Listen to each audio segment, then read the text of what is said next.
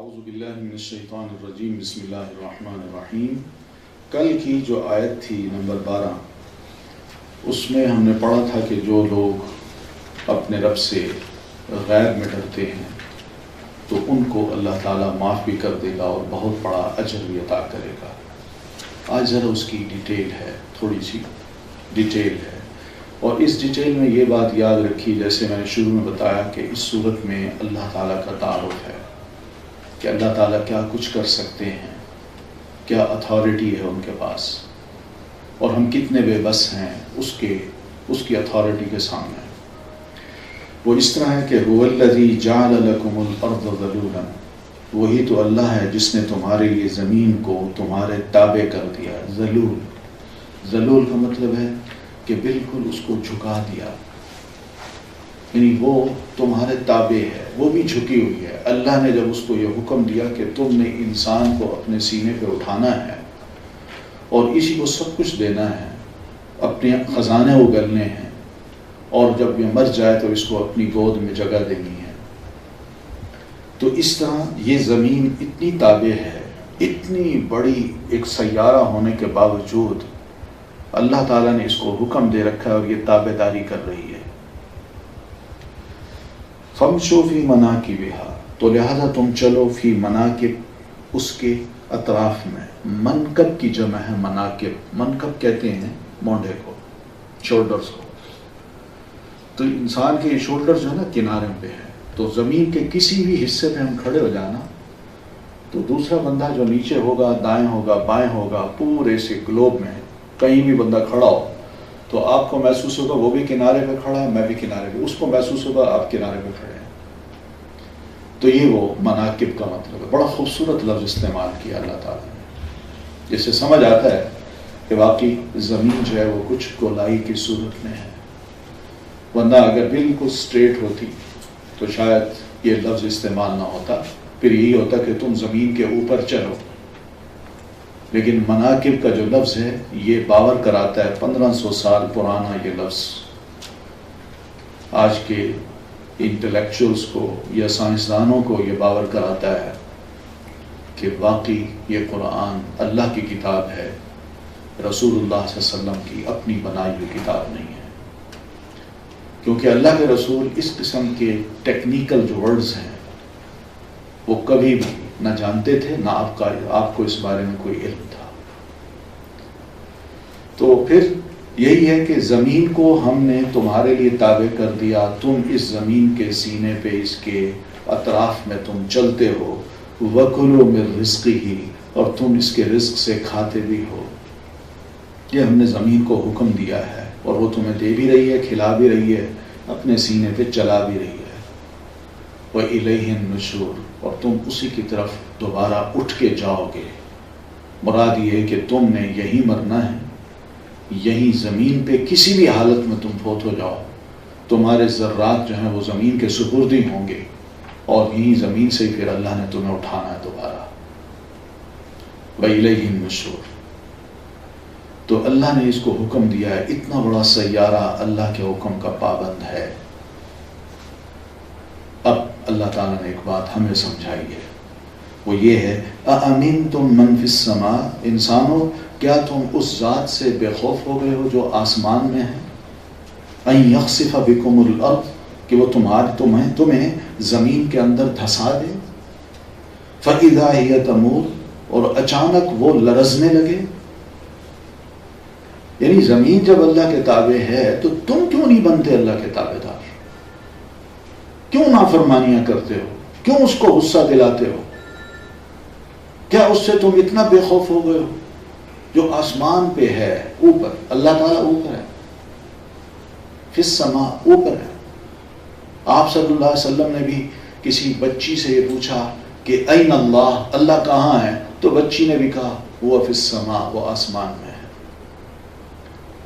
تو عرش جو ہے اللہ تعالیٰ کا، وہ کائنات کی سب سے بڑی چیز ہے، اور عرش پر اللہ مستوی ہے۔ تو آسمان پہ اللہ کو نیچے ہم نہیں کہہ سکتے کہ وہ نیچے ہے، اوپر ہے۔ اس لیے اللہ تعالیٰ نے خود اپنے لفظ استعمال کیے ہیں کہ ام امنتم من فی السماء، کیا تم اس سے بالکل بے خوف ہو گئے ہو جو آسمان میں ہے، ان یخسف بکم الارض، کہ وہ تمہیں دھنسا دے زمین میں، فاذا ہی تمور، تو اچانک یہ زمین لرزنے لگے اور تم اپنے آپ کو سنبھالتے رہو۔ یعنی یہ زمین بھی اللہ کی تابع و فرما بردار ہے، جب بھی اللہ اس کو حکم دے تمہارے پاؤں کے نیچے سے یہ زمین یا تو ہلنے لگے اور تمہاری جان اس وقت نکل جائے، یا پھر اسی زمین کو پھاڑ دے اور پھر تم جو کھڑے ہو وہ سب کچھ زمین میں دھنس جائے۔ اس لیے اس سے ڈرنا چاہیے، کیونکہ ماضی میں ایسا ہو چکا ہے۔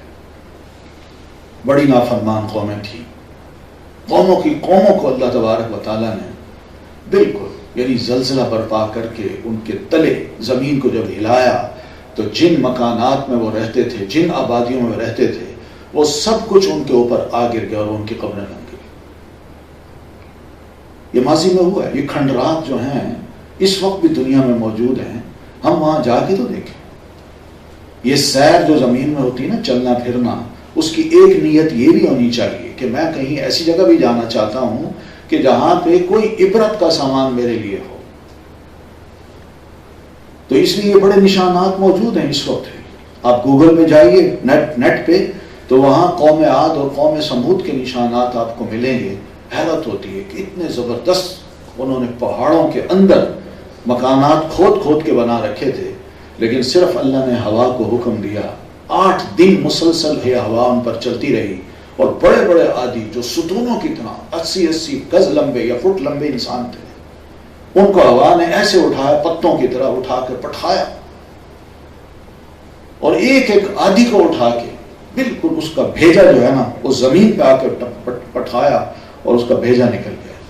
اور اللہ تعالیٰ فرماتے ہیں کأنہم اعجاز نخل خاویہ، جب ان کی لاشیں پڑی تھی تو ایسے لگتا تھا جیسے کھجور کے لمبے لمبے تنے ہیں جو ہوا نے اکھاڑ کے نیچے پھینک دی۔ اور پھر اس قوم کو جڑ کاٹ کے رکھ دی، ایک بندہ بھی ان کا نہیں بچایا کہ ان کی نسل چلے۔ یہ اللہ تعالیٰ ہے، اس لیے فرمایا ڈرو اس سے۔ اس لیے جو لوگ بالغیب ڈرتے ہیں اللہ تعالیٰ سے، ان کو تو اللہ ان سے خوش ہوتا ہے، لیکن انسانوں کی اکثریت جو ہے وہ اللہ سے ڈرتی نہیں ہے، اس کو اپنے اوپر بڑا اعتماد ہوتا ہے، اپنی جو سیکیورٹی سسٹم ہے اس پہ بڑا اعتماد ہوتا ہے کہ میں بس اپنے آپ کو بچا سکتا ہوں۔ مگر اللہ تعالیٰ قرآن مجید میں ایک مقام پہ فرمایا وَلَوْ كُنْتُمْ فِي بُرُوجٍ مُشَيَّدَةٍ، تم کہیں بھی ہو، چاہے بڑے بڑے محفوظ قلعوں میں کیوں نہ ہو، یا کنی بنکرز میں جا کے بیٹھ جاؤ، اللہ تعالیٰ تمہیں وہیں پر بھی موت دے سکتا ہے۔ اس لیے ہم اس سے بچ تو سکتے ہیں۔ ام امنتم من فی السماء، کیا تم بے خوف ہو گئے ہو اس ذات سے جو آسمان میں ہے، ان یرسل علیکم حاصبا، کہ وہ اوپر سے تم پر پتھروں کی بارش برسا دے۔ بظاہر تو یوں لگے بادل آ رہے ہیں اور آدمی سمجھے گرمی دور ہو جائے گی، لیکن یہ بادل نہیں ہو، اس میں عذاب ہو، اللہ تعالیٰ اس کے اندر پتھر لا کے تمہارے اوپر وہ برسا دے اور تمہارا کوئی بندہ بھی جی نہ سکے، کہیں پناہ بھی نہ ملے اس کو۔ ایسا ہوتا ہے اور تاریخ میں بہت کچھ ہوا ایسے، یعنی اس طرح کے عذاب جو ہیں اللہ تعالیٰ نے بھیجے ہیں، اور ہم آج کل جو خاص طور پر یہ نارتھ امریکہ میں جس طرح آتا ہے سائیکلون اور آ کے کس طرح اٹھاتا ہے چیزوں کو اور گم کر دیتا ہے بستیوں کی بستیوں کو، اور پھر جاپان میں جو آیا تھا کس طرح وہ پانی اٹھا ہے اچانک ہی، لوگ سنبھل نہیں سکے، سڑکوں پہ لوگ ٹریول کر رہے ہیں، آ رہے ہیں جا رہے ہیں، اور پانی جو اٹھا ہے فٹ اس کی لہریں تھیں، وہ اٹھا اور پوری سڑکوں پہ جدھر بھی آبادی تھی وہ گھستا گیا اور بندے سنبھل نہیں سکے، گاڑیوں کی گاڑیاں، مکانات کے مکانات اٹھا کے وہ لے گئے، اور چند لمحے کا کام تھا۔ ڈرنا چاہیے اللہ تعالیٰ سے کہ اللہ تعالیٰ ہمیں اپنی اس پکڑ سے بچائے۔ اس لیے نبی علیہ الصلوۃ والتسلیم کی سیرت میں یہ بڑی اہم بات ملتی ہے کہ اللہ کے رسول کے بارے میں صحابہ کہتے ہیں کہ سخت گرمی کے موسم میں ہم بیٹھے ہوتے تو ادھر ٹھنڈی ہوا آنے لگتی اور ہم دیکھتے کہ بادل آ رہے ہیں تو ہمارے چہرے پہ خوشی آ جاتی، مگر نبی علیہ الصلوۃ والتسلیم کا چہرہ بدل جاتا تھا۔ تو صحابہ عرض کرتے اللہ کے رسول، اللہ تعالیٰ اپنی رحمت بھیج رہا ہے، تو آپ فرماتے تمہیں کیا معلوم، مجھے تو ڈر ہے کہیں قوم عاد اور قوم سمود جیسا کوئی عذاب ان بادلوں میں نہ ہو۔ پناہ مانگا کرو اللہ تعالیٰ سے۔ یہ ڈر ہے جو اللہ نے ہمیں، رسول اللہ صلی اللہ علیہ وسلم نے ہمارے دلوں میں ڈالنے کی کوشش کی ہے۔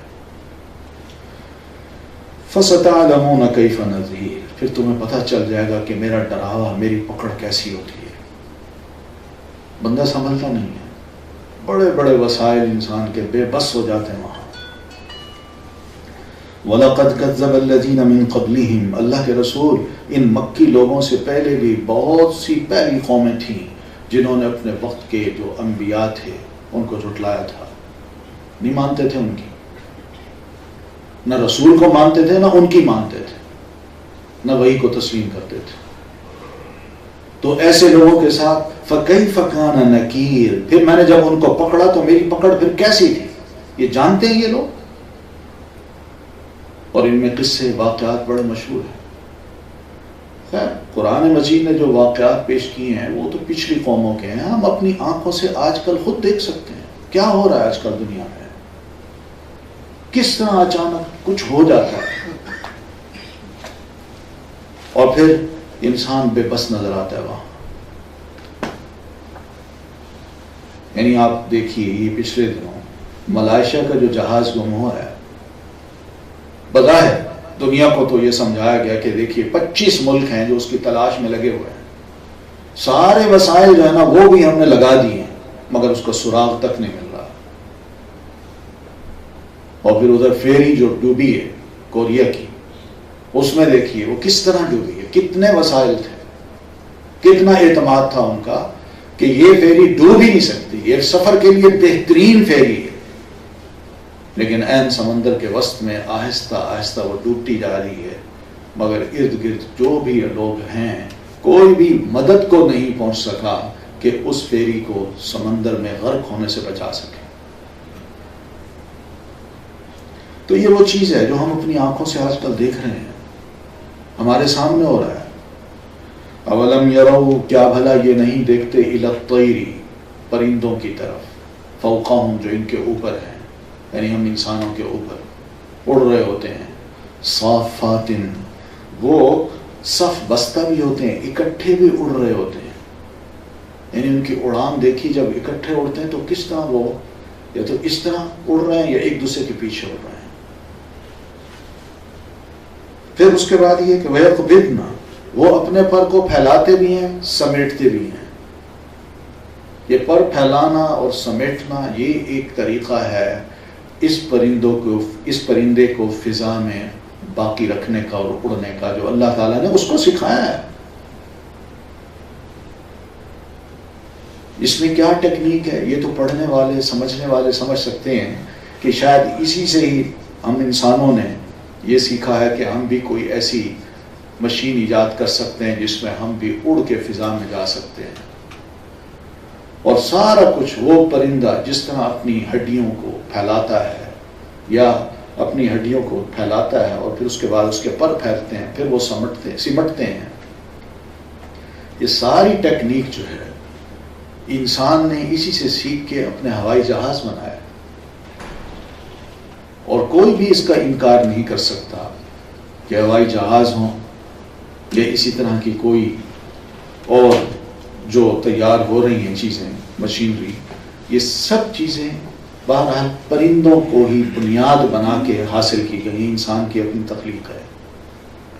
لیکن اللہ تعالیٰ فرماتا ہے اولم یرو، کیا بھلا لوگ نہیں دیکھتے؟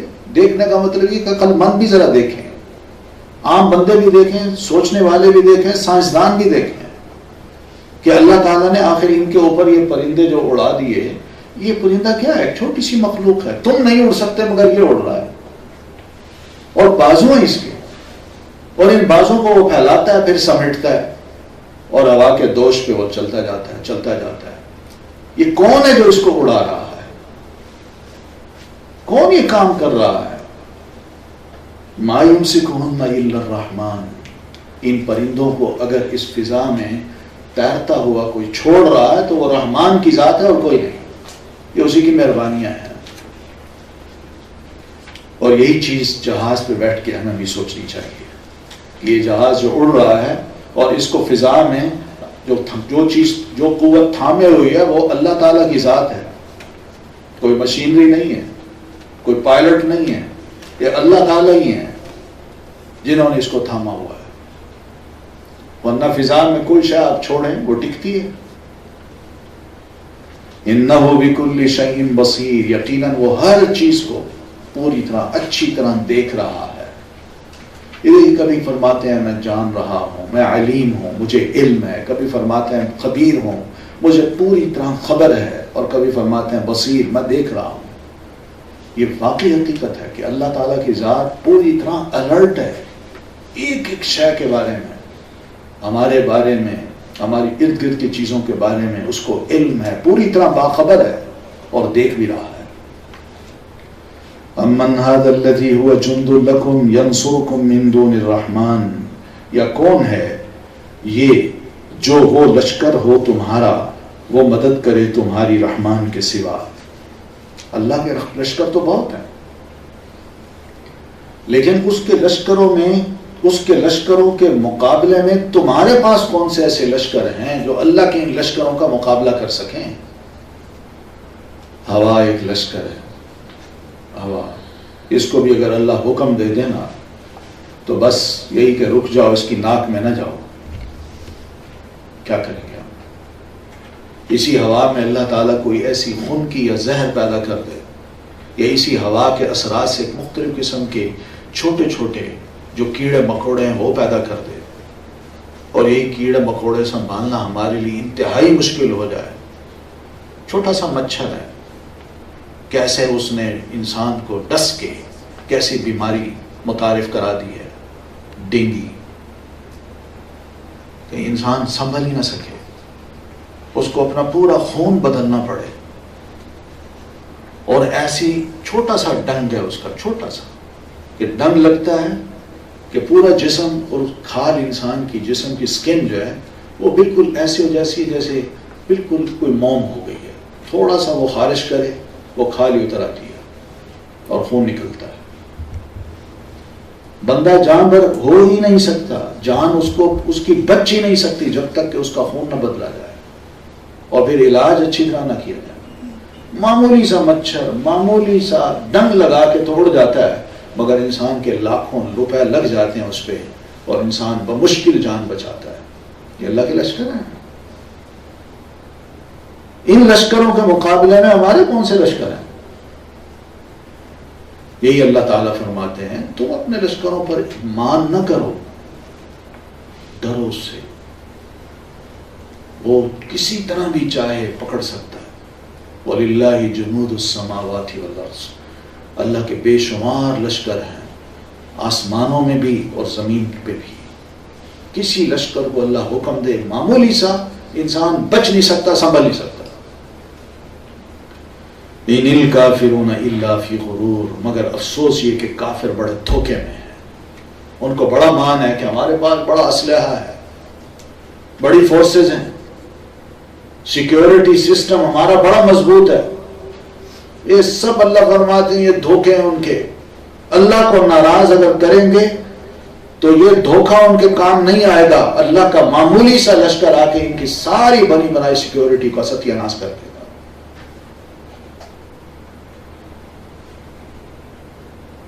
امن ھذا الذی، یا کون ہے وہ جو یرزقکم، جو رزق دے گا تم کو، ان امسک رزقہ، اگر وہ اللہ اپنے رزق کو روک دے، اگر اللہ یہ پانی نکالنا روک دے جو زمین سے ہم لیتے ہیں، یا زمین کو منع کر دے کہ کوئی شے تم زمین سے مت نکالو، مت اگاؤ، اللہ فرماتے ہیں بتاؤ کون ہے؟ اللہ کا انکار ہی کرتے ہو نا، نہیں مانتے اللہ تعالیٰ کو، اس کی بات نہیں مانتے، تو بتاؤ اگر اللہ یہ کام کر دے تو تمہارے پاس کون سی ایسی ہستیاں ہیں یا ایسے خدا ہیں یا ایسے وسائل ہیں کہ تم اپنے رزق کو زمین سے نکال سکو یا زمین تمہیں یہ سب کچھ فراہم کر سکے؟ کوئی نہیں ہے. بل لجو، پھر اللہ فرماتے ہیں بجائے ماننے کے یہ اتنے ڈھیٹ ہیں اور اتنی غلط فکر کے حامل لوگ ہیں کہ بجائے ماننے کے یہ سرکشی پہ اڑ جاتے ہیں اور سرکش ہو جاتے ہیں کہ قرآن ایسی باتیں کیوں کرتا ہے، اللہ ایسی باتیں کیوں کرتا ہے. ہماری جو نفرت ہے دلوں کے اندر، جو غصہ ہے اللہ کے خلاف، دین کے خلاف، اس کو یہ قرآن کیوں کھول کھول کے بیان کرتا ہے. یہ ان کے اندر کی باتیں ہیں جس کو اللہ تعالیٰ دلائل سے پیش بھی کرتا ہے اور ان کے دل کے اندر کی باتیں کھول بھی دیتا ہے، ان کے سامنے رکھ دیتا ہے، جس کا وہ انکار نہیں کر سکتے. اس لیے ان کے اندر سرکشی اور بڑھ جاتی ہے اور ضدی ہو جاتے ہیں بجائے ماننے کے، اور اڑ جاتے ہیں. اس لیے پیارے رسول صلی اللہ علیہ وسلم فرماتے ہیں ران ایک لفظ ہے قرآن مجید کا، ران، کلا بل ران. یہ ران کیا ہے؟ ران یہ ہی کہ قرآن مجید جب ان کے دلوں کی باتیں کھول کھول کے بیان کرتا ہے تو بجائے اس کی کہ وہ اس کو مانے، ان کو ذرا تکلیف ہوتی ہے، اور تکلیف کی نوعیت جو ہے وہ ران کی ہے. اور ران کیا ہے کہ گرم سلاخ جو ہے، گرم سلاخ، اس کو انگاروں میں ڈال کے بالکل انگارے کی طرح گرم کر دی جائے، سرخ کر دیا جائے، اور پھر اس کو اٹھا کے کسی کے دل کے اندر اتار دی جائے. تو جس طرح یہ سلاخ اس کے دل میں اترے گی اور تکلیف ہوگی، قرآن مجید کے الفاظ ایک نہ ماننے والے کے دل میں ایسی تکلیف پیدا کر دیتے ہیں. یہ بات کیوں کی جا رہی ہے؟ یہ تو ہمارے دل کے تاروں کو، دل کے رازوں کو، دل کے اندر چھپی ہوئی باتوں کو قرآن کھول کھول کے بیان کر دیتا ہے. کیوں؟ اسی وجہ سے تو نبی علیہ الصلوۃ والتسلیم کو کہا کرتے تھے یہ جادوگر ہے، یہ جادوگر ہے، یہ دیکھیں دل کی باتیں جان لیتا ہے. کبھی کہتے یہ کاہن ہے، سود سیر ہے، کیونکہ سود سیر یہی دعویٰ کرتے ہیں نا کہ آپ کے دل میں جو چاہیے جو ہے میں بتا سکتا ہوں، کل کیا ہونے والا ہے میں بتا سکتا ہوں. لیکن ان کے اپنے ان کو کہتے ہیں نہ، یہ بات غلط ہے. ہم نے جادوگروں کو بھی دیکھا ہے کہ جادوگر جب جادو کرتے ہیں تو ان کی کیا مزاج ہوتا ہے، کس قسم کی ان کی لیونگ ہوتی ہے، کیسے ماحول میں رہتے ہیں، شکلیں، لباس ان کے کیسے ہوتے ہیں، وہ کیا پڑھتے ہیں، کہاں رہتے ہیں، وہ ہمیں پتہ ہے. مگر محمد صلی اللہ علیہ وسلم میں یہ بات نہیں ہے. کاہن جو ہے وہ کہانت جب کرتا ہے تو وہ کس طرح کی باتیں کرتا ہے، ایک بات کرتا ہے اور اس میں 100 باتیں اور ملا لیتا ہے کہ یہ بھی شاد ہو جائے، یہ بھی ہو جائے، یہ بھی ہو جائے. مگر محمد صلی اللہ علیہ وسلم کی جو باتیں وہ بالکل کلیئر ہے، واضح ہیں، اس کا ایک لفظ بھی زائد نہیں ہے. ان کے اپنے کہا کرتے تھے کہ یہ غلط ہے، نہ آپ شاعر ہیں، نہ مجنون ہیں، نہ کاہن ہیں، نہ ساحر ہیں. لیکن کہتے یہ پھر کیا چیز ہے؟ یہ سب ماننے کے باوجود یہ نہیں مانتے تھے کہ واقعی اللہ کا کلام ہے، یہ نہیں مانتے. یہ ضد ہے. اسی کو اللہ تعالیٰ فرماتے ہیں بل لجو فی عتو، یہ ایسے لوگ ہیں جو سرکشی میں اڑ گئے ہیں، بجائے ماننے کے، جھکنے کے، زمین کی طرح اپنے آپ کو جھکا دیں، باندھ جائیں کہ واقعی اللہ جو کہہ رہا ہے ہم ویسے کریں گے. اس طرح نہیں کرتے. ونفور، اور بھاگنے میں بھی یہ اور کیا ہو گئے ہیں، اڑ گئے ہیں کہ ہم نے آپ کی باتیں سننی نہیں، آپ کو دیکھنا نہیں، آپ کی محفل میں آنا نہیں، جو ہی کہیں آئیں گے تو ہم وہاں سے بھاگ جائیں گے، ہمیں اتنی نفرت ہے آپ سے. یہ حال تھا. افمن یمشی مکبا علی وجہہ، کیا بھلا وہ شخص جو چلتا ہو سرنگوں ہو کر اپنے چہرے کے بل، اہدا، وہ زیادہ ہدایت یافتہ ہے، امن یمشی سویا، یا وہ جو چلتا ہو بالکل سیدھا. یا جانور اور انسان کی جو چال ہے، اس کی حالت ہے اللہ نے وہ بیان کی ہے کہ جانور جو ہے وہ جب چلتا ہے تو اس کو دیکھیے، وہ اس کا سر زمین کی طرف ہوتا ہے، چاہے گائے ہو، بھینس ہو، اونٹ ہو، گدھا ہو، خچر ہو، کسی کو دیکھ لیجیے اس کا سر زمین کی طرف ہوگا اور وہ جا رہا ہے. لیکن ایک انسان ہے جو بالکل سیدھا چلتا ہے، سر اٹھا کے.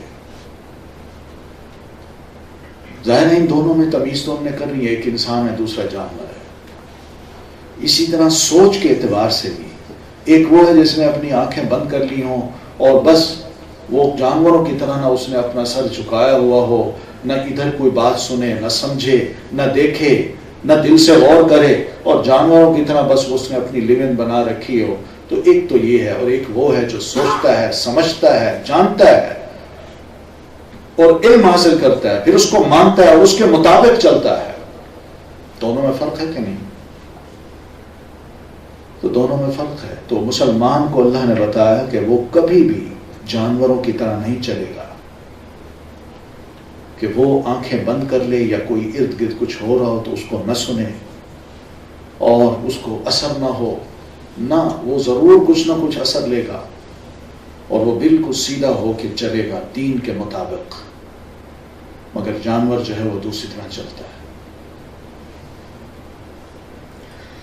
علی صراط مستقیم، جو سیدھی راہ پہ سیدھا ہو کے چلتا ہو، اس میں اور دوسرے میں ہمیں فرق کرنا چاہیے۔ اس لیے اپنے اوپر ہمیں مان کرنا چاہیے کہ الحمدللہ اللہ نے ہمیں مسلمان بنایا، حقیقت ہے۔ یقین مانیے کہ اتنا سچا دین دنیا میں کسی کے پاس نہیں ہے، یقین مانیے۔ سب جو ہیں توہمات پہ چل رہے ہیں یا جھوٹ کی بنیاد پہ چل رہے ہیں۔ آپ ہمسایوں کو دیکھ لیجئے، یہاں ہندو ہیں، سکھ ہیں، بدھسٹ ہیں، جا کے دیکھیے کیسی کیسی چیزوں کے آگے جھکتے ہیں، کیسے کیسے توہمات ہیں، کیسے خیالات ہیں۔ لیکن یہ اتنا صاف ستھرا دین ہے کہ انسان کی سوچ کو بھی صاف رکھتا ہے اور اس کے عمل کو بھی صاف رکھتا ہے۔ یہ کسی کے پاس نہیں ہے۔ یہ اللہ کا بڑا شکر ہے کہ اللہ نے ہمیں مسلمان بنایا اور پھر قرآن جیسی عظیم کتاب ہمیں نصیب کی، اور محمد الرسول اللہ صلی اللہ علیہ وسلم جیسے ہادی اور رہنما ہمیں عطا فرمائے۔ حقیقت ہے، یعنی آپ جیسی شخصیت بھی دنیا میں کسی کے پاس نہیں ہے۔ کسی کی سیرت رسول اللہ صلی اللہ علیہ وسلم کی سیرت کا مقابلہ نہیں کر سکتی، حقیقت ہے۔ آپ عیسائیوں کو بھی پوچھ لیجیے، اگر عیسائی کہتے ہیں کہ حضرت عیسیٰ علیہ الصلوۃ والتسلیم ہمارے لیے ان کا اسوہ حسنہ جو ہے وہ رول ماڈل ہے، تو ہم کہہ سکتے ہیں کہ وہ نہیں ہے۔ اور ہمارے رسول کا جو اسوہ حسنہ ہے وہ رول ماڈل ہے۔ کیوں ہے؟ اس کی چھوٹی سی دلیل یہ ہے کہ سیدنا عیسیٰ علیہ السلام جب اس دنیا میں تشریف لائے تھوڑے عرصے کے لیے اور پھر آسمان پر اٹھا لیے گئے، وہ تھوڑے عرصے کے لیے آئے تو انہوں نے شادی نہیں کی۔ اگر رسول کی سیرت پر یہ پہلو قابل عمل ہو تو پھر عیسائی حضرات اسی پر عمل کریں، وہ شادی نہ کریں، یہیں سے ان کی نسلیں ختم ہوتی ہیں۔ مگر ہمارے پیارے رسول صلی اللہ علیہ وسلم نے شادی کی ہے۔ ایک فطری چیز ہے، فطرت سے ہٹ کے آپ صلی اللہ علیہ وسلم کا کوئی عمل نہیں ہے۔ اس لیے رسول اللہ صلی اللہ علیہ وسلم کے مقابلے میں کسی رسول کو بھی جو آپ سے پہلے آئے ہیں رول ماڈل نہیں بنایا جا سکتا۔ آپ ہی ہمارے لیے رول ماڈل ہیں۔ آپ ہی صلی اللہ علیہ وسلم نے جو کچھ کیا ہے، جس طرح آپ کا رہن سہن تھا، جس طرح آپ کے تعلقات تھے، معاملات تھے، وہی اہم چیزیں ہم مسلمانوں کے لیے۔ اس لیے میں یہ سمجھتا ہوں کہ ہمیں ذرا تھوڑا سا دین کا مطالعہ کرنا چاہیے، اور یقین مانیے اتنا خوبصورت دین ہے یہ، اتنا خوبصورت، کسی کے پاس ہے ہی نہیں یہ دولت۔ آپ صرف ان چیزوں کو دیکھ لیں، ہماری رشتہ داریاں ہیں کہ نہیں؟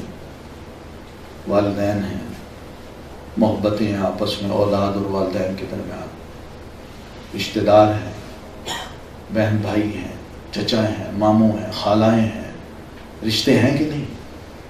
ان کا تقدس ہے ہمارے ہاں کہ نہیں؟ کتنی عزت دیتے ہیں ہم ان رشتوں کو، اور کتنے پاکیزہ رشتے رکھتے ہیں یہ۔ لیکن دوسروں کو دیکھیے، یہی تقدس کی تعلیم اگر دین ہمیں نہ دیتا تو ہمارے اور جانوروں کے درمیان جو زندگی اس میں کوئی فرق ہوتا؟ کوئی فرق نہ ہوتا۔ یہ دین ہے، دین بڑا اہم دین ہے، اس کو پڑھنا چاہیے، سمجھنا چاہیے. یہ مت سوچئے کہ 1500 سال پرانا دین ہے، ہم آج کس دور نئے دور میں داخل ہو رہے ہیں، ہمیں پچھلے زمانے کی طرف لے جایا جا رہا ہے. ایسی بات غلط ہے. اس دور میں بھی ایسے ہی لوگ تھے جو ہم ہیں، مگر ایک دین انسان کو انسان بناتا ہے، جانور پن سے نکالتا ہے، اس کو انسان بناتا ہے. اور دین کو اگر چھوڑ دیں تو دیکھیے انسان جانور بنتے ہیں کہ نہیں. یہ حقیقت ہے. آج ہمیں بڑے بڑے جانور نظر آتے ہیں، بظاہر انسان ہیں، مگر بھیڑیے ہیں، والچرز ہیں، نوچتے ہیں، حلال حرام کی تمیز نہیں کرتے. کیا کچھ ہے انسانوں کے اندر بیماریاں.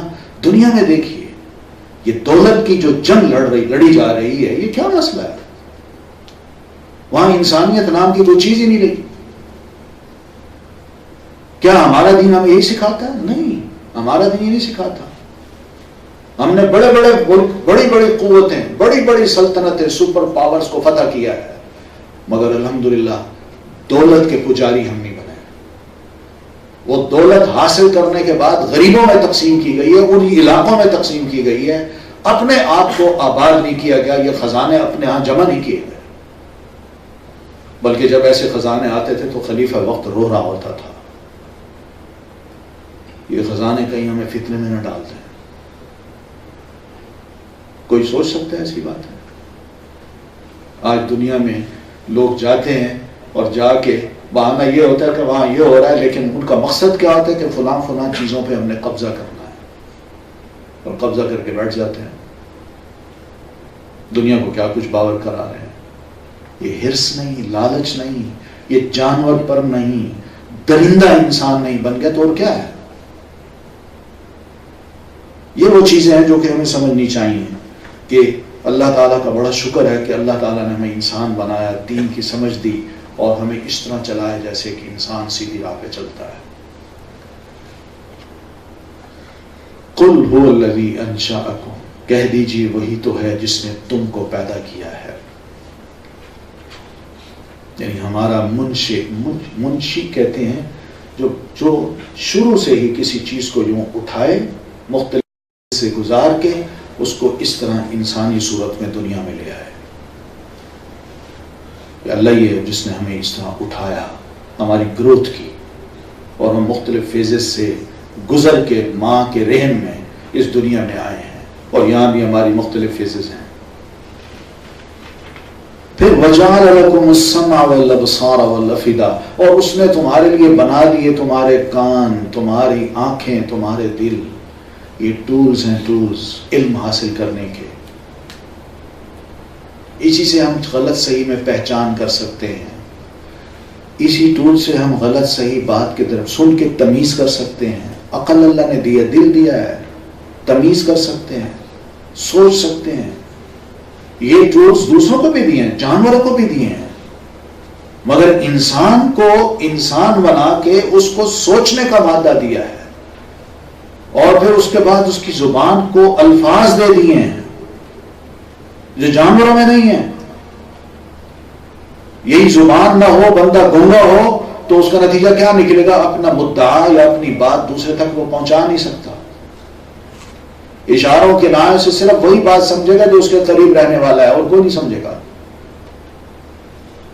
اور اس طرح انسان بہرا ہو تب بھی وہ کیا سنے گا؟ کچھ سنے گا تو اس کے دل میں بات بیٹھے گی، کچھ دیکھے گا تو اس کے دل میں بات بیٹھے گی. اور دل ہی نہ ہو تو پھر یہ آنکھوں اور کانوں کا ہونا بیکار ہے. بڑے اہم ٹولز ہیں، اور اللہ تعالیٰ فرماتے ہیں میں نے ان ٹولز کے بارے میں بھی تم سے سوال کرنا ہے.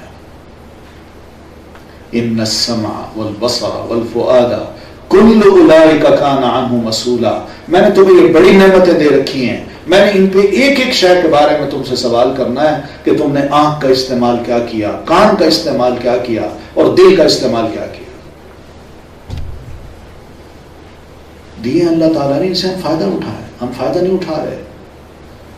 صحیح فائدہ اٹھانا یہ ہمارا فرض بنتا ہے، مگر حقیقت یہی ہے کہ آدم علیہ السلام سے لے کر اب تک جن لوگوں نے زیادہ سے زیادہ اپنے ذہن کا، دل کا استعمال کیا ہے، جو انتہائی ذہین لوگ آئے ہیں دنیا میں، ان کے بارے میں اسٹڈی آج کی یہی ہے کہ انتہائی ذہین انسان نے اپنے ذہن کا صرف 2% استعمال کیا ہے. 98% ذہن کا استعمال ابھی تک انسان کر ہی نہیں سکا. اتنا کچھ ہے اس کے برین میں اللہ تعالیٰ نے رکھا ہے، بہت بڑی صلاحیت رکھی ہے، مگر ہماری سوچنے کی عادت نہیں ہے. جو سوچتے ہیں وہ کامیاب ہو جاتے ہیں. تو یہ ٹولز ہیں اللہ تعالیٰ نے ہمیں دیے ہیں. تو اس لیے اللہ تعالیٰ نے تمہارے لیے دیکھیے تمہیں پیدا بھی کیا، تمہیں یہ ٹولز بھی دیے. قلیلا ما تشکرون، بہت تھوڑا ہے جو تم شکر ادا کرتے ہو. اللہ کا شکر ادا نہیں کرتے کہ کان دے دیے، سماعت صحیح ہے، میری آنکھیں صحیح ہیں، میں دیکھ سکتا ہوں، رنگوں کو پہچان سکتا ہوں، اچھے برے، حسین جمیل اور برے قبیح ان کے درمیان فرق کر سکتا ہوں. مگر ہم یوز ٹو ہیں. یہ نعمت ایسی ہے جیسے مفت میں ملی ہے، ناقدری ہے. یہ تو اس سے فرق پر پوچھئے نا جس سے ذرا ایک دفعہ چھن جائے، پھر وہ جانتا ہے کہ یہ نعمت کتنی بڑی تھی. اللہ فرماتے ہیں قلیلا ما تشکرون، بہت کم ہو جو تم شکر ادا کرتے ہو. تو ہمیں شکر ادا کرنا چاہیے. یہ شکر کیا ہے؟ بس یہی الحمدللہ، اٹھتے بیٹھتے کوئی اچھا کام کریں، ہو جائے اللہ کا شکر ادا کریں. نماز پڑھ لیں، کو اللہ کے ذکر کر لیں، استغفار کر لیں. یہی شکر کے طریقے ہیں. پیارے رسول صلی اللہ علیہ وسلم فرماتے ہیں، دیکھیے یہ بھی حدیث دیکھیے پیارے رسول صلی اللہ علیہ وسلم کی. یہ بھی نبی علیہ السلام کوئی حکیم نہیں تھے، انہوں نے ہیومن باڈی کا کوئی مطالعہ نہیں کیا ہوا تھا، مگر آپ فرماتے ہیں انسان کے جسم کے اندر 360 جوڑ ہیں، جوائنٹس ہیں. ہر جوڑ جب وہ اٹھتا ہے نا، چلتا ہے یا بیٹھتا ہے، کھڑا ہوتا ہے، سارے جوڑ کام کرتے ہیں. ان میں ایک جوڑ کام کرنا بند کر دے تو بندہ بیٹھ جائے. تو یہ جوڑ جو اللہ نے دیے ہیں، تو ہر جوڑ پہ بندے پر فرض بنتا ہے کہ اس کا شکر ادا کرے کہ اللہ نے مجھے توفیق دی، میں کھڑا ہو گیا، اللہ نے مجھے توفیق دی، میں بیٹھ گیا، میں لیٹ گیا. ہر جوڑ پہ ایک شکر ادا کرنا چاہیے. مگر ہم کیسے کر سکتے ہیں؟ آپ فرماتے ہیں فجر کی نماز کے بعد جب سورج نکلتا ہے، تھوڑا سا اوپر آتا ہے، تو یہ جو چاشت کی نماز ہے، 2 رکعتیں یا 4 رکعتیں کوئی اگر پڑھ لے تو ان 360 جوڑوں کا شکر ادا ہو جاتا ہے.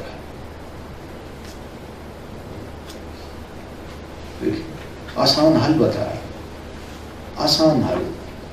اللہ ہم سب کو توفیق دے کہ ایسی نماز بھی ہم کبھی کبھی پڑھ لیا کریں، اور اگر روز پڑھ لیں تو بہت اچھا ہے. قل هو الذی، کہہ دیجئے وہی تو ہے جس نے ذرأکم فی الارض، پھیلا دیا تم کو زمین میں، وَإِلَيْهِ تُحْشَرُونَ، اور اسی کی طرف تم سمیٹے جاؤ گے. یعنی ہمیں کیسے پھیلایا ہے؟ آدم علیہ السلام زمین پہ اترے، اما ہوا سمیت. اب ان سے جو جنریشن نکلتی ہے، اور 2 کے بعد 4، 4 کے بعد 8، 8 کے بعد ملٹیپلائی ہوتے ہوتے آج دیکھیے 5 بلین انسان ہیں جو اس دنیا میں رہ رہے ہیں. جب سے آدم اترے ہیں اس وقت سے لے کر یہاں تک 5 بلین انسانوں تک پہنچنے کا اتنا وقت لگا ہے، اور اب بڑی تیزی کے ساتھ انسان پھیلے گا.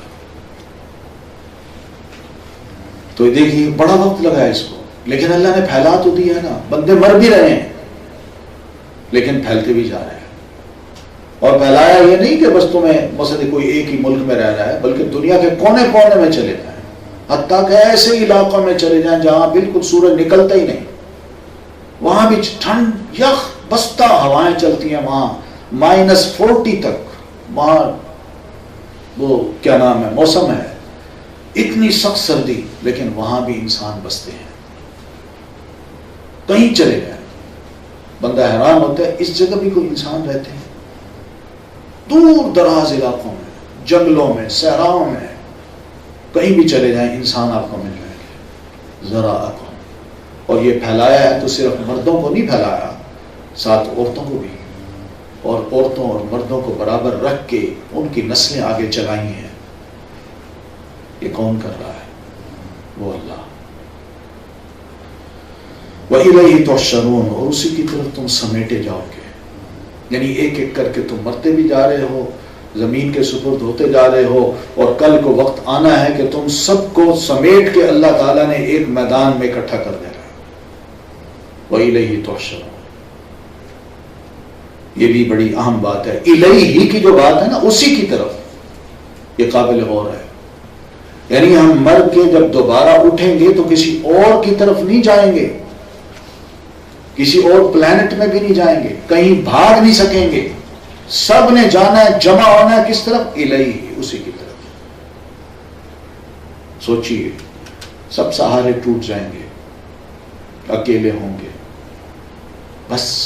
اور اس وقت کون جانتا ہے میرا بیٹا کون ہے، باپ کون ہے، ماں کون ہے، بھائی کون ہے؟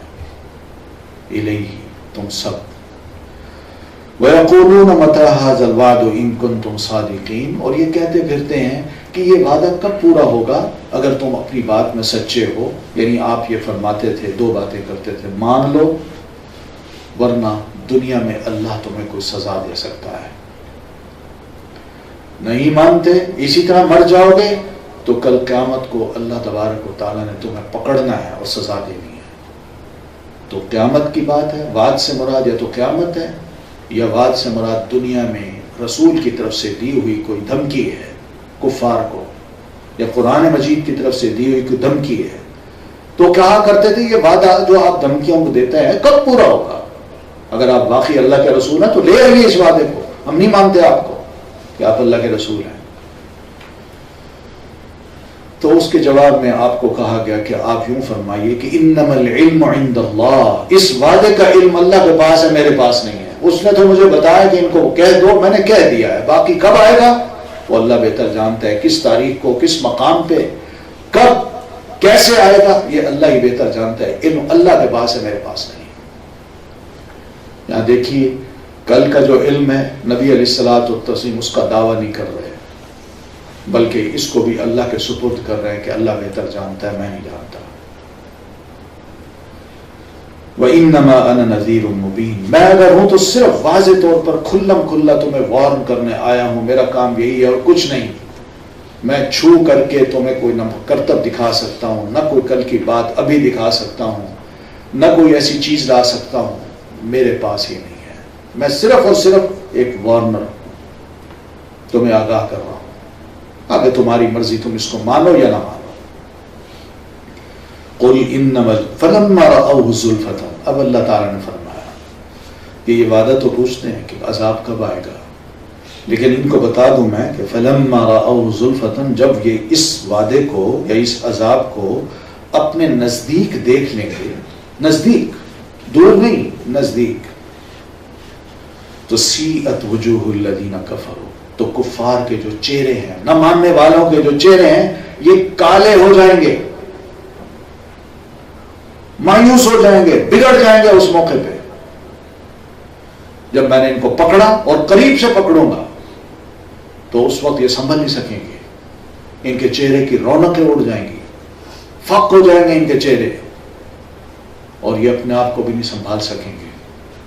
وقیلا، اور اس موقع پہ کہہ دیا جائے گا ھذا الذی کنتم بہ تدعون، یہی ہے وہ عذاب جس کا تم تقاضا کرتے تھے. آ گیا، لو کر لو مقابلہ اس کا. سنبھال سکتے ہو تو سنبھالو اپنے آپ کو. تو یعنی چیلنج اللہ دیتا ہے بجائے اس کے کہ انسان اس سے ڈر جائے. اس کے مقابلے میں کھڑا ہو کے اکھڑ پن سے کہتا ہے کب ہوگا یہ وعدہ پورا. یعنی بے ایمانی کی کوئی حد ہوتی ہے، یہ اس حد کو بھی کراس کر رہے ہیں. قل ارأیتم، پھر ان سے سوال کیا اللہ کے رسول، ان سے سوال کیجئے، بھلا بتاؤ، ان اہلکنی اللہ ومن معی او رحمنا، اگر اللہ مجھے ہلاک کر دے اور ان کو بھی جو میرے ساتھ ہیں، یا اللہ ہم پر رحم کر ڈالے، ہمیں بچا دے، تو پھر بھی بہرحال اتنا تو ہے نا، فَمَن يُجِيرُ الْكَافِرِينَ مِنْ عَذَابٍ أَلِيمٍ، اللہ کا جب دردناک عذاب آئے گا تو اس وقت کافروں کو کون بچائے گا؟ تم یہ تو کہتے ہو کہ عذاب کیوں نہیں آتا. تو عذاب اگر آ بھی جائے تو اس صورت میں اتنا ہو سکتا ہے کہ زیادہ سے زیادہ اللہ تعالیٰ مجھے میری موت دے دے، میں فوت ہو جاؤں اور تم خوش ہو جاؤ. یا زیادہ زیادہ یہی ہے کہ اللہ عذاب بھیجے تو تمہیں اس عذاب کا شکار کر دے اور ہم پر اللہ مہربانی کر دے. لیکن ایسی صورت میں جب اللہ کا عذاب آئے گا تو ہمیں تو اللہ پناہ دے رہا ہے رحم کی صورت میں، تمہیں کون بچائے گا؟ ہم تو اس کو ماننے والے ہیں، تم تو انکار کر رہے ہو نا، تمہیں پھر کون بچائے گا؟ ایک سوال کیا ہے. مراد یہ ہے کہ ہم جو کچھ کر رہے ہیں، جو کہہ رہے ہیں، اللہ کے کہے کے مطابق کہہ رہے ہیں. تم ڈھیٹ بن کے اس کو قبول نہیں کر رہے، لیکن اپنی بات، غلط بات پہ جو اڑے ہوئے ہو، جس کا نتیجہ یہی ہو سکتا ہے کہ اللہ تم سے زیادہ ناراض ہو اور تم پر اپنے عذاب کا کوڑا برسائے اور تم سنبھل نہ سکو، اور اللہ ہمیں اپنے رحم و کرم سے بچا لے. اور پھر کیا ہوگا؟ نقصان میں کون ہوگا اور فائدے میں کون ہوگا؟ قل هو الرحمن آمنا به وعلیہ توکلنا.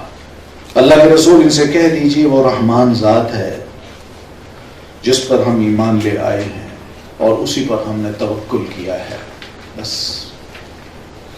ہم رحمان کو مانتے ہیں، بڑی مہربان ذات ہے. اس کو مانے کوئی تو اللہ اس پر مہربان بھی ہوتا ہے.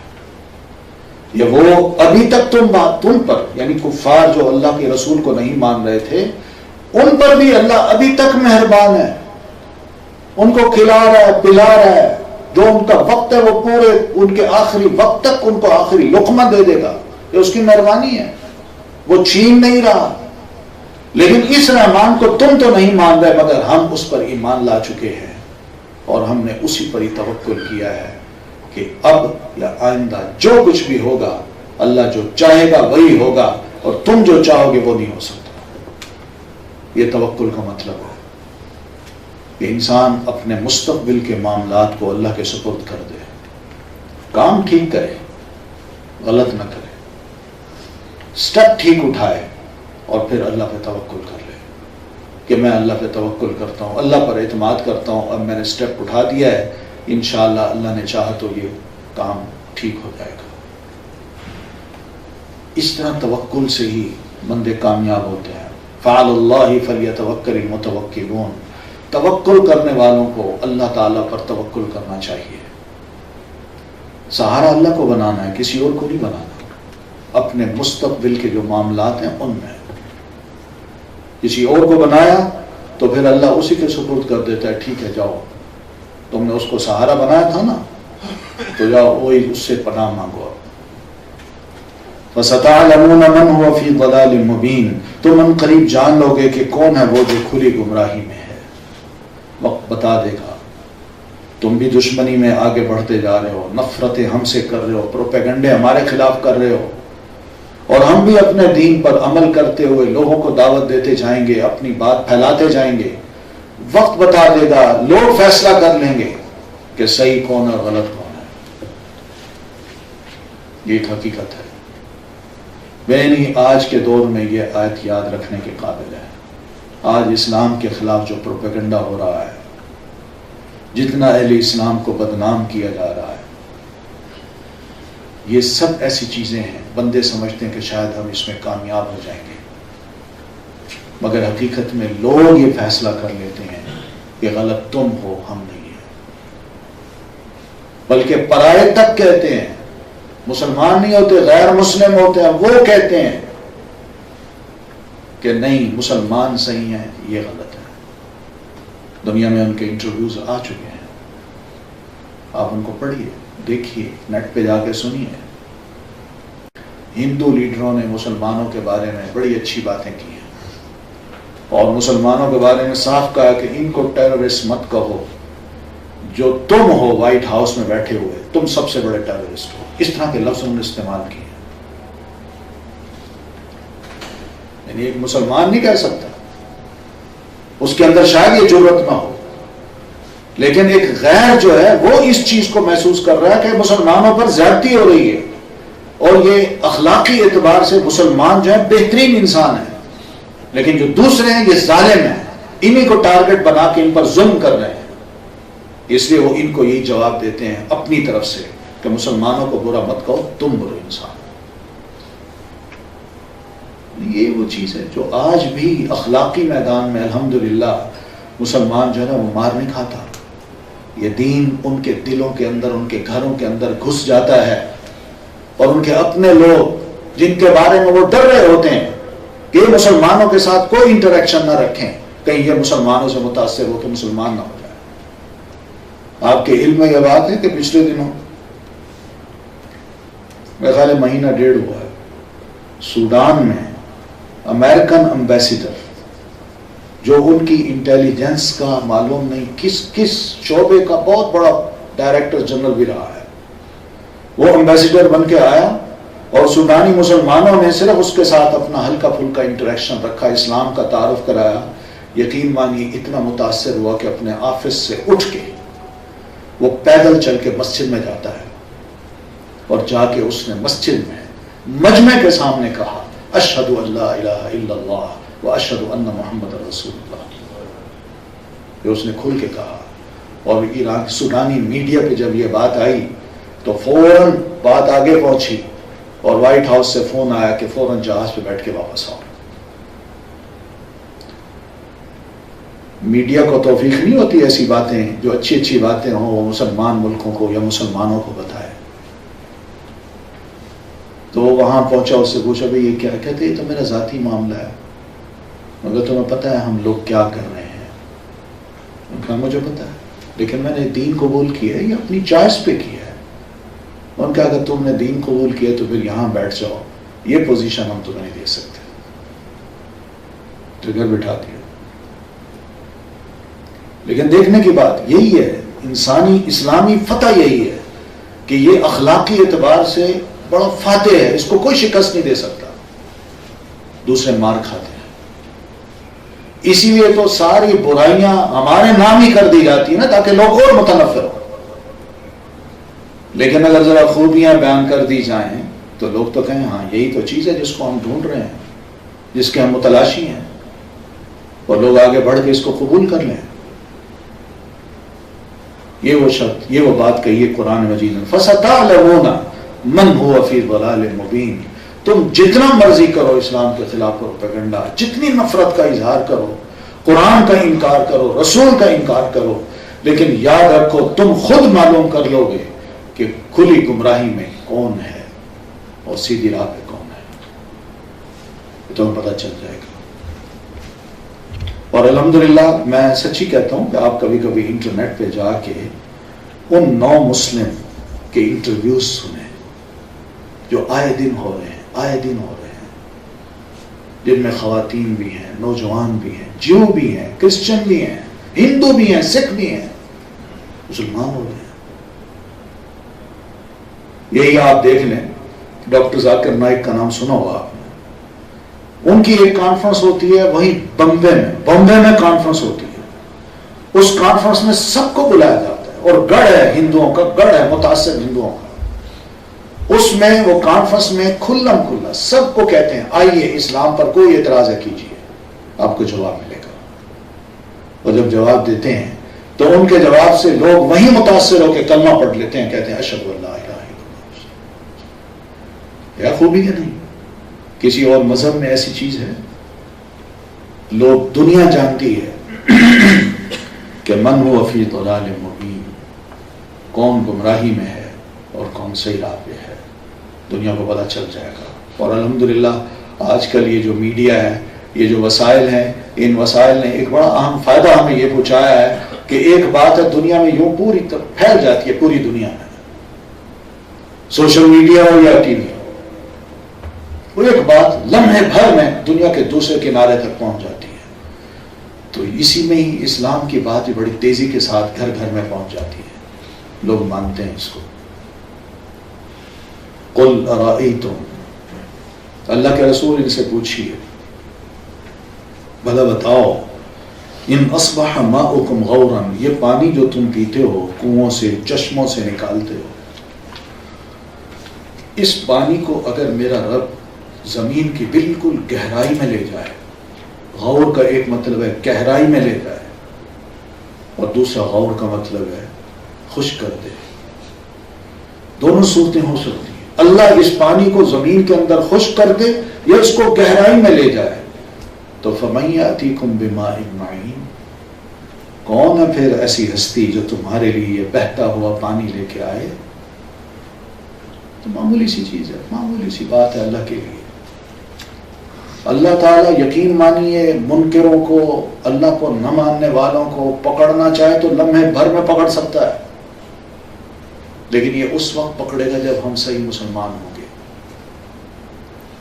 ابھی پکڑ لے تو پھر ہماری جو اپنی حالت ہے شاید وہ باور کرا دے ہم بھی بڑے اچھے لوگ ہیں، لیکن ایسا نہیں۔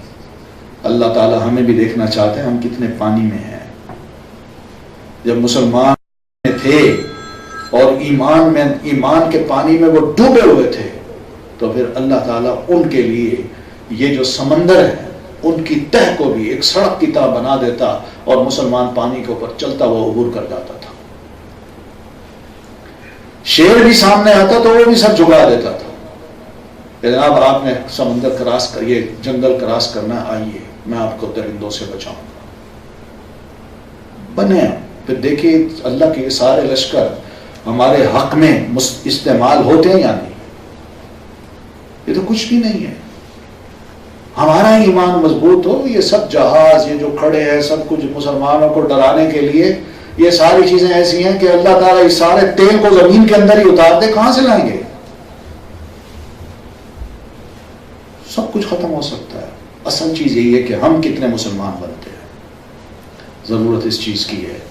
یہی صورت ہمیں اللہ تعالیٰ کا صحیح تعارف کرا رہی ہے کہ مسلمان بنیے، اللہ کو جانیے، اس کو پہچانیے، اس کی قدر کیجیے، اس کا خوف کیجیے، اسی پر توکل کیجیے، اور پھر دیکھیے مستقبل آپ اس پہ چھوڑ دیجیے، دیکھیے اللہ تعالیٰ آپ کو اٹھاتا ہے یا نہیں۔ اور اس طرح ہم مسلمان اٹھ سکتے ہیں۔ یہ مکی دور میں یہ صورت اتری تھی، مسلمانوں کا ایمان بڑھ گیا، اور پھر انہوں نے دیکھا کہ واقعی اللہ نے انہیں بالکل کچھ بھی نہیں تھے، کمزور تھے، وہاں سے اٹھایا، طاقتور بنا دیا، اور پھر اس کے بعد وہ طاقت ان کی ظاہر ہوتی گئی، اور نہ صرف مکہ فتح کیا بلکہ پوری دنیا کی طرف انہوں نے اپنے جھنڈے لہرا دیے۔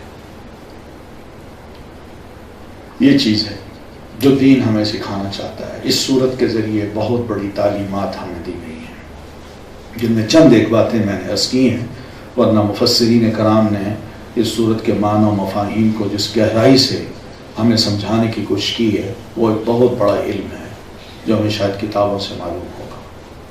اللہ تعالی ہمیں سمجھ دے اور اس صورت کے مطابق ہمیں اپنا بندہ بنائے۔ اقول قولی ھذا واستغفر اللہ لی ولکم ولسائر المسلمین برحمتک یا